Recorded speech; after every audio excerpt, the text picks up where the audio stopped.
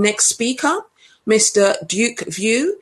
Mr. Duke View is the CEO and founder of Ulti Arena. Duke is a serial entrepreneur with one exit. His 40-employee IT company was acquired. He was the founder of MyBase.com, an online marketplace, and iMeshup 3D collaboration tool, which raised $5 million for both. He's now CEO of Ulti Arena, NFT marketplace for game assets with proof of gaming.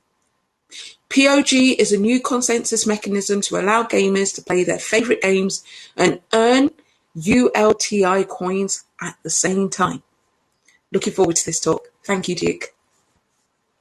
Thank you, Lavinia, for introducing me. So, hi everyone. I'm Duke, and let me go straight to my presentation. So, Ulti Arena is an NFT marketplace and social media platform made by gamers. For gamers. I'm a gamer myself. I've been playing, Diablo 2 back in the day, StarCraft 2, and Overwatch a lot. World of Warcraft. We also have something that is really, revolutionary in terms of, both in the blockchain business and also the gaming, which is a proof of gaming. But I will tell you a bit about that later on.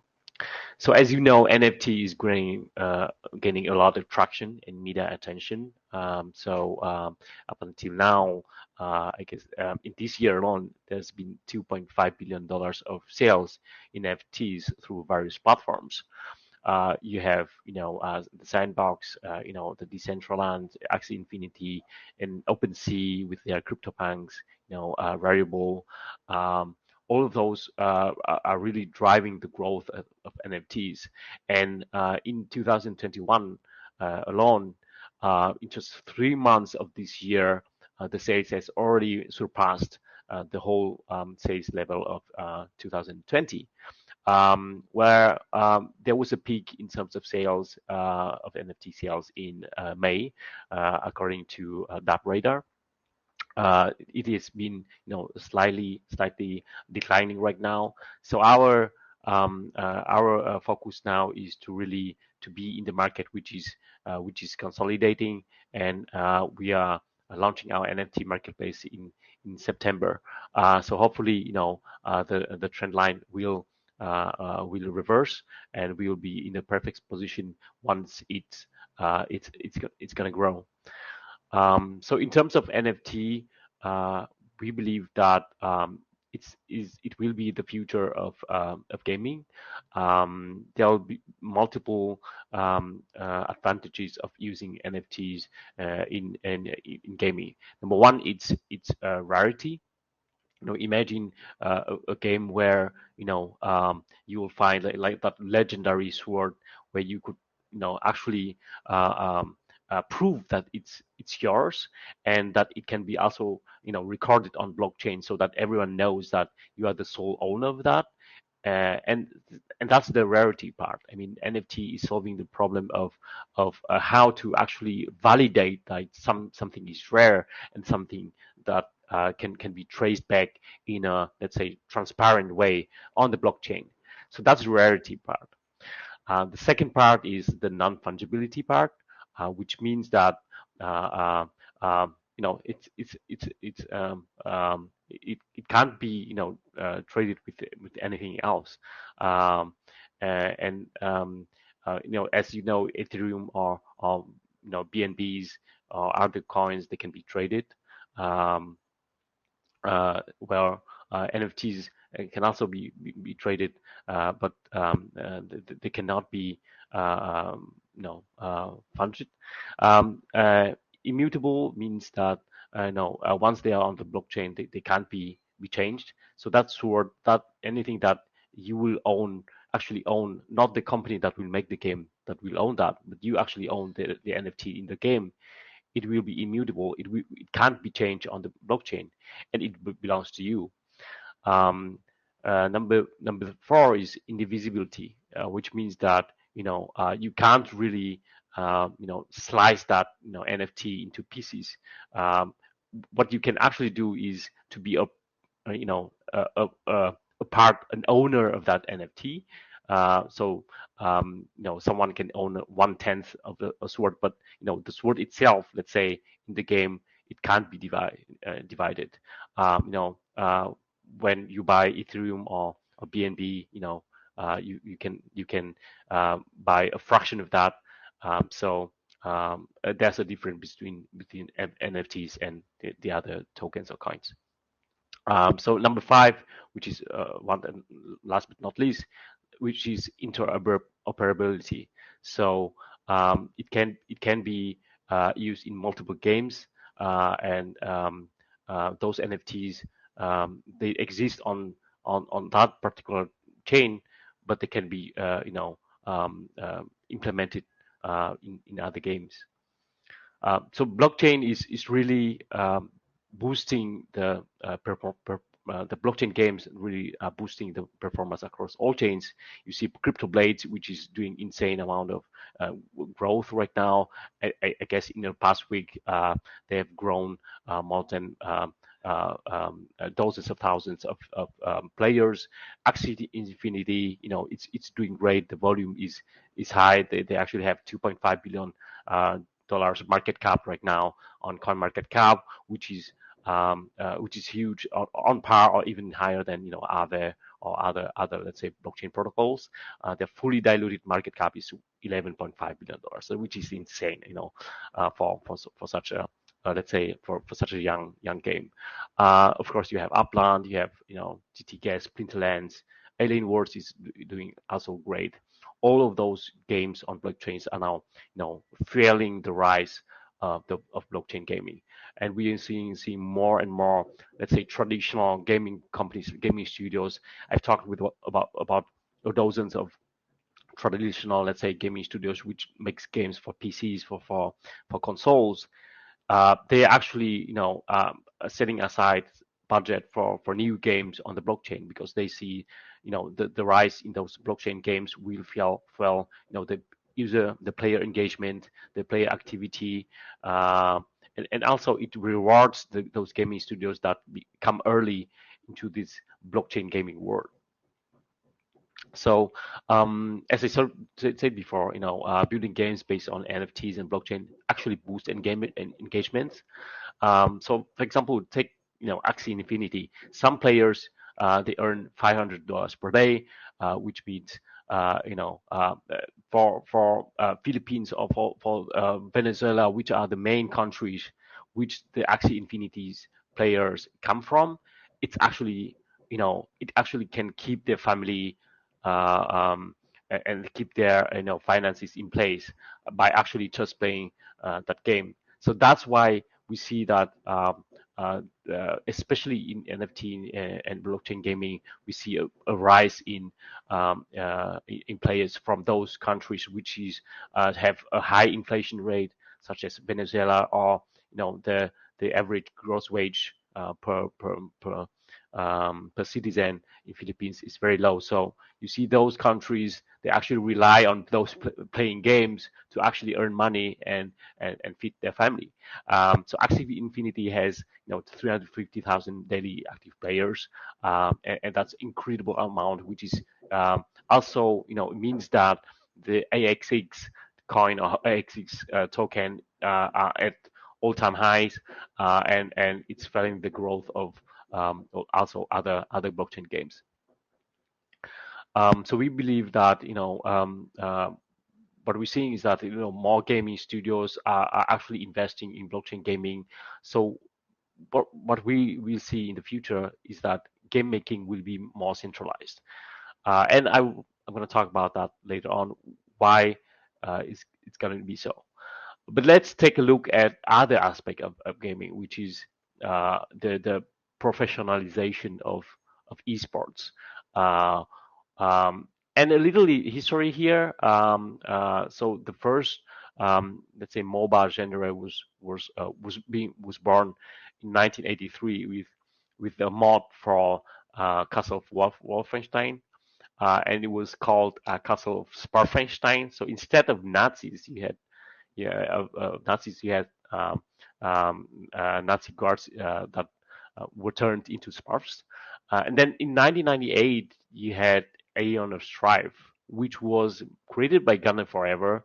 Actually, I don't know if he revealed himself or doxed himself later on, but he was actually, I would say, the father of Dota 2, of League of Legends, all those MOBA esports games out there. It actually started with Aeon of Strife on as a mod in StarCraft, where you had heroes, you had items, you had two bases. So it was a very important moment in the history of esports and gaming. Aeon of Strife as a mod for StarCraft, for StarCraft, and then Dota was born, and actually Dota was a mod for Warcraft 3. I hope that we have a lot of players, gamers here, but this part of the history may not be that well known to the rest of the conference attendees. Dota was a mod for Warcraft 3 that was made by Kai Sommer, and it was actually the real birth of Defense of the Ancients, the version 1 in Warcraft. And then came League of Legends in 2009, which now boasts more than 117 million active players in 2021. And that's 10 times more than World of Warcraft players, which now stands at, I believe, 10 million players or even less. After the release of World of Warcraft Classic, it may have boosted that in some aspect, but that's 10 times more than World of Warcraft. And then we have Dota 2, which I believe has what has one of the highest prize pools for any esports gaming, and that's in this year it's going to be $40 million to be won by all different esports teams. They're going to be organized by the International, which is their main tournament for this year. So at Ulti Arena, what we are trying to do is connect all those things. So we are building an NFT marketplace, which you will see, the 2D, 3D concept art, the music, the sound, the user interfaces from the game artists and from developers sold as NFTs. Imagine, Nintendo or like Sega or Atari, selling those concept arts for Mario Bros, for Sonic, for Space Invaders, right? So those games were made, they were sold, but before that, all the work that was being done was with those concept arts, with those, the beta versions. And we imagine that, if every game studio, the large game studios, Blizzard, Activision, EA, they could sell the NFTs, what they have in their basement, because actually all those assets are laying out there, doing nothing and generating nothing. So we thought, if all those assets could be sold as NFTs, it could be tremendous. I mean, number one, you have actual game fanatics who I guess we would buy those NFTs from our marketplace, but you will also have crypto investors who, if you have an original Mario Bros concept art from the original creator, that's actually an investment product that could be bought, and maybe in 10, in 20 years it will increase in value. And that's why we made this marketplace. Our business model is that we take 6% fee for every NFT transaction, every sale on our platform. For now, we have more than 50 game artists that early signed up for our NFT marketplace. So we expect it to have a few hundred of them once we launch. So our NFT marketplace is based on Binance Smart Chain. The reason is that it has very low gas fees. It has a tremendous, very fast transaction speed, and there are a lot of blockchain games that are already built on Binance Smart Chain. So that's why we decided to actually implement. In short, right, NFT is gaining traction. In 2021, in the first 3 months of this year, the NFT sales surpassed the last year's sales, the whole year, the last year's sales. 5 reasons why NFT is very important for gaming in the future because of number one, rarity, indivisibility, interoperability, immutability, and non-fungibility. We're seeing great growth in blockchain-based games. Alien Worlds, Axie Infinity, which boasts now $2.5 billion in market cap, with a fully diluted market cap of $11 billion.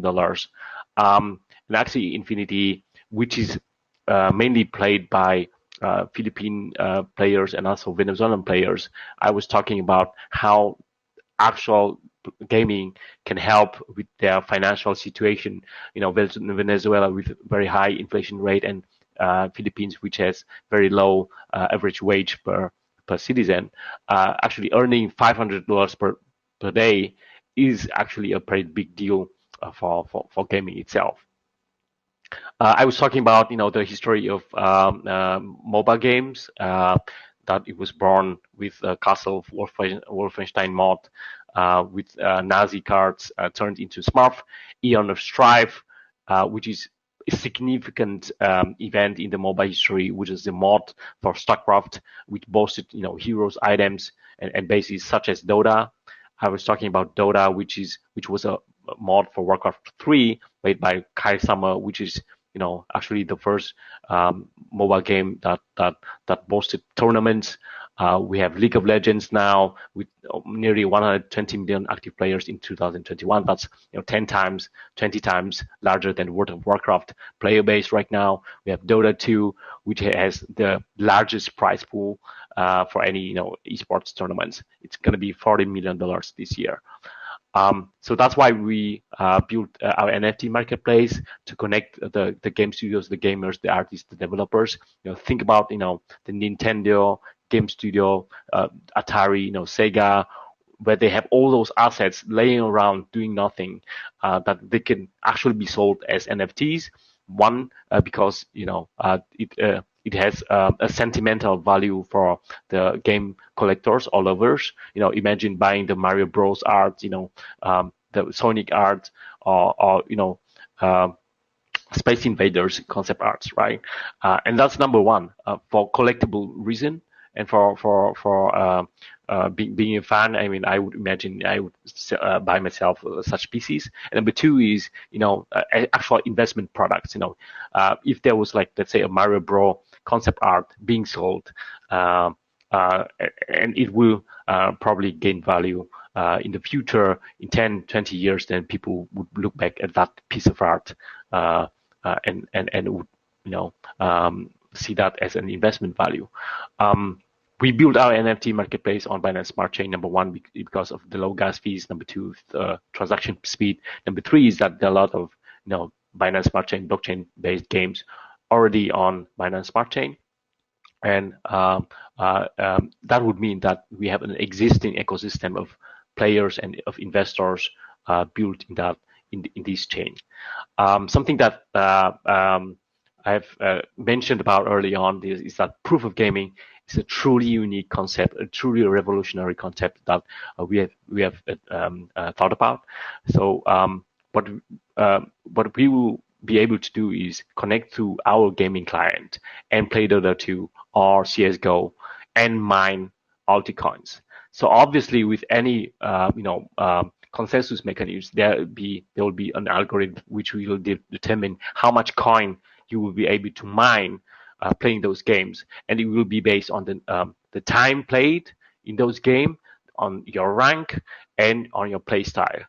Those are the three main, let's say, pillars, foundations of metrics, which will determine how much Ulti coins you will gain. This is something that we are working on. We are talking with API providers, with Steam Data API providers, and we have the plan to release these at the end of this year. Our focus now is to build the NFT marketplace platform, which will be launched probably at the end of September, at the beginning of October.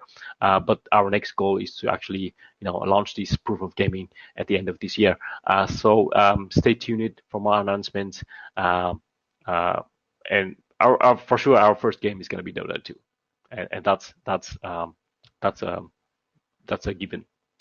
So there are three key takeaways from my presentation. Sorry for being muted early on.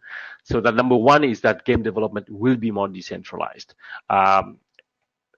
You may not have heard, but I talked about how I interacted with a lot of game studios, actually seeing the success of Axie Infinity and more crypto games. Those traditional game studios, they are switching their budget to invest to blockchain games. So I guess in 5-10 years, you will be seeing more decentralized ways of making games. And that will be also a push from the community, from the players, from the gamers themselves, who will help those companies to adopt blockchain gaming to a wider audience. Let's imagine that there's like 2% of all financial assets in the world are now in crypto. So there's even less, assets in NFT gaming, but and that will provide a room for growth in terms of blockchain gaming. Number two is that play to earn will create even more pro players. For now you have tournaments, you can earn money by winning the prize pools, but playing games will actually be a way to earn money, and it's a job. And as shown by Axie Infinity, you have people who, Philippines is having one of the worst floods in years, but still people are still more concerned about playing Axie Infinity and actually earning money than about all the floods that is actually happening around. Number three is that new blockchain standards will come for gaming data. You will see a lot of API providers for different games. You will see, more consensus mechanisms for actually mining the coins from gaming. We are one of the first. We are one of the first to have proof of gaming, which means that this is going to be one of the first standards for blockchain and coin mining from games. So yeah. This is the company that I founded together with my CTO and co-founder, Wojtek.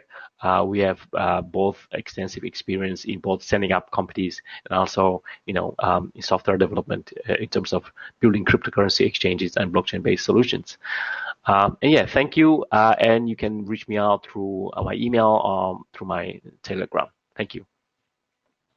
How do art, engineering, project management, and production talent transition to this emerging industry? So first of all, you can join us by selling your arts as NFTs, and that's your first step to this emerging industry. But I guess what will happen is that more and more blockchain, let's say traditional game development companies, they will switch to blockchain gaming because of the sheer size of market capitalization, and also how much revenue they can gain by joining the blockchain space.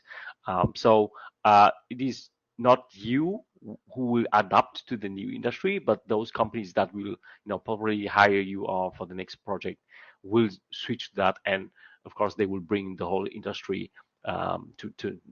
together. Can you expand on proof of gaming a bit? Are you saying the better people, more money that they can earn?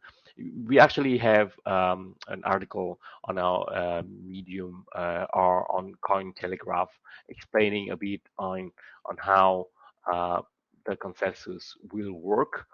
This is in the work right now, but we will reveal the actual consensus mechanism near the launch.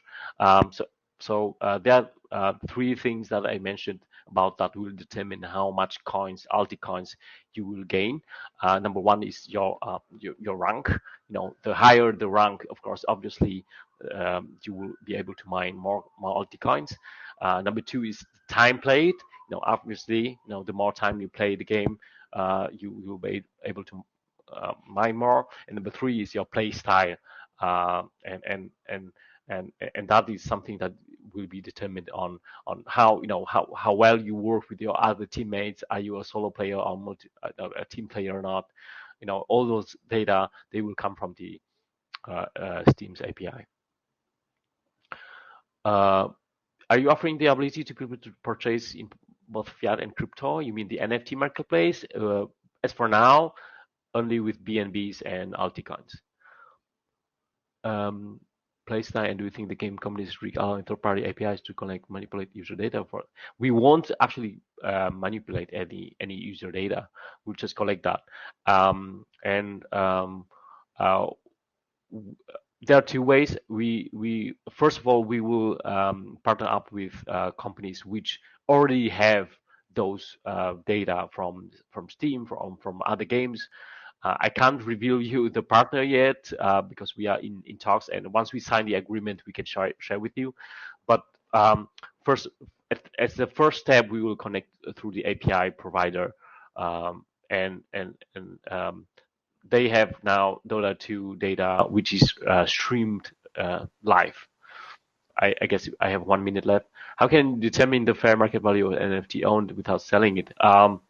It's up to the seller who sets the price at the very beginning. From those 50 artists, some of them working for the Walt Disney, like Marvel Studios, or and other big name companies right there, and they set up the price. I've seen anywhere between $1,000 to $10,000, $20,000 per piece from our early artists. Thank you so much, Duke. Thank you, everyone.